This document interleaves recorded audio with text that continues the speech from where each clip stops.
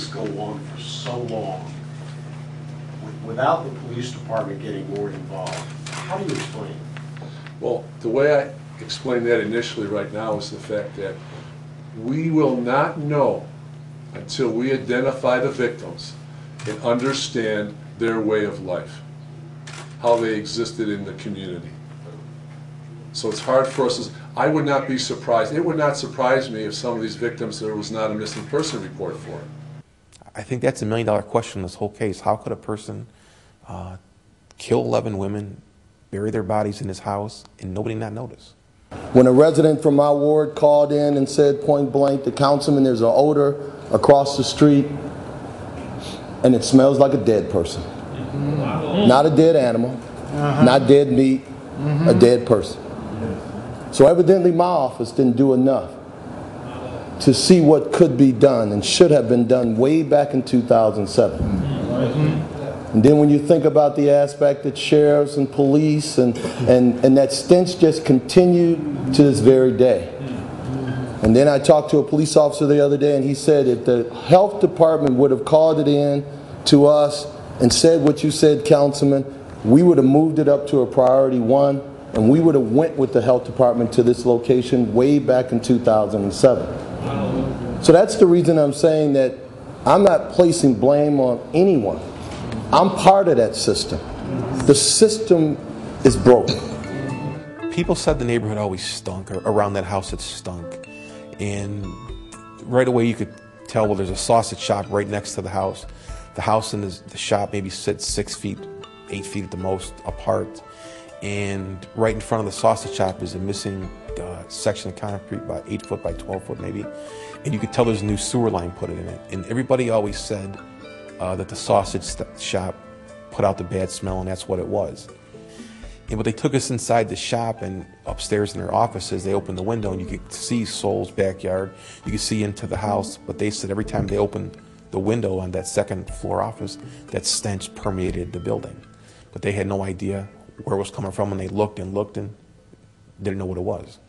There are other complaints, though, from neighbors of a smell, of odd behavior, congregating people outside that home. Do you feel that the police department in some way has dropped the ball on this? Let me say this, at that address over the last 3 years, including the call we just had on October 20th, there was only one other call to that address concerning a police issue, and it was a domestic violence call. I believe it was in 2007. I also know that when this gentleman was discharged from the penitentiary, he was labeled a sexual predator, and that the Cuyahoga County Sheriff's Department checked on him on a regular basis and checked on him on September 22nd of this year to confirm his address and that he was living there. I also know that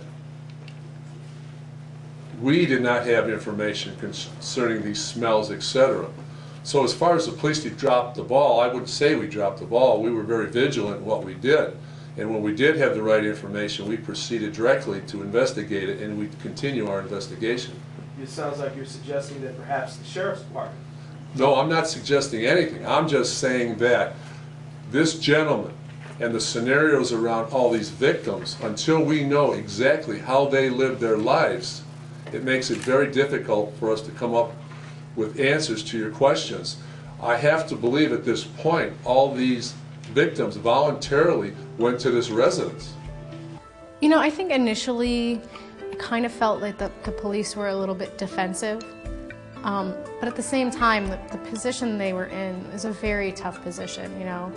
They have to be careful what they come out and say in terms of what they did or didn't do and what mistakes they may have made, because they still, even to this day, their focus is on building a case against Anthony Sowell.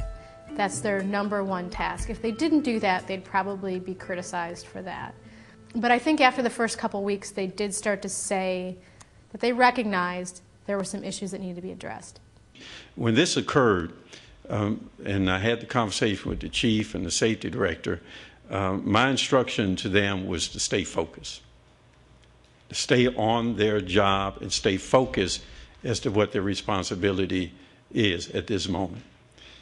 And it came down to securing the crime scene, to identify the number of victims that may be there, to then collect all the necessary evidence in a way that is done properly and legally so it could be admissible, and to then, after all that is over with, and we've done our job there, to do it professionally and methodically, that at the end of the day, when it's all said and done, we will revisit this in a general sense to look at what happened here.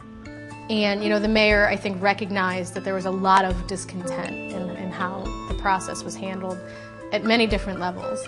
And the discontent that people were talking about probably goes way beyond what happened at that house on Imperial Avenue.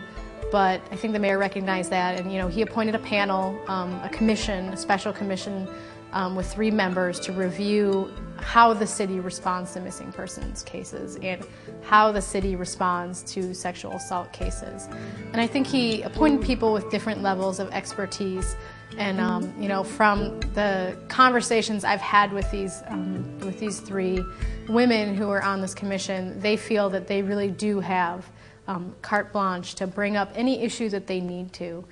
And the purpose of this commission is to look at missing persons and sex crime investigations, and is a 3-fold task that I'm charging them with.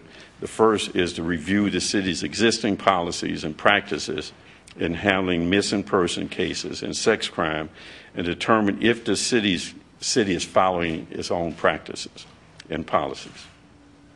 Research the best practices from around the country and compare them to the city's practices. That's 2. The third is to recommend changes to the city's policies and practices if warranted. So God, we pray even now that you would bless, first of all, these families that have been impacted by this heinous tragedy. God, we pray that you may comfort them. I think it was the day after one of the funerals, and Mayor Frank Jackson, some members of his administration, Police Chief McGrath, gathered. It was at a church, but it was more of a community meeting. They were talking about the victims again, and it was that same message. We can't let these people get away. We are doing all we can as an administration to watch over this class of women who might go missing or might be using drugs. And I wish I could give you an answer as to how we can rectify things, but I can't. But I do know this. As a community, that's each and every one of you here, the men and women of Division of Police, government, clergy, across this nation, there's an attitude out there that we have to adjust. And the only way we're going to do that is to do that together.